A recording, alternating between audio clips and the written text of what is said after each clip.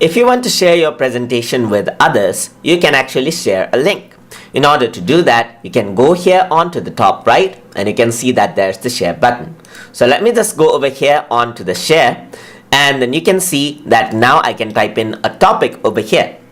Let's say, for example, I'm going to say this is test Prezi, just like this, and I can create a link. If you have a Prezi Plus account, you can also track the Prezi slide link so that you can know how many people actually viewed it and who viewed it and so forth. You can also have in another level of security so that only few person can view it. Anyways, let us create the link right here, and then you can see that there's a Prezi link. So I can simply copy this out, and now what I'm going to do is paste it in another browser. So over here, I'm in the Firefox browser, and then in the address bar, I'm going to paste the link and press enter.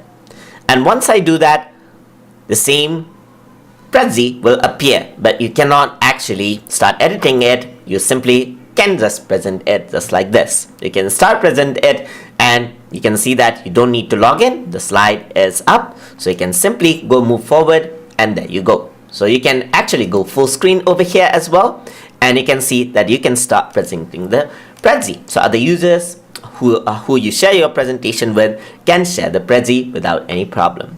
So that is how you can create a view link by using Prezi. Hope you guys learned something as always, and as always, please like, comment, share, and subscribe.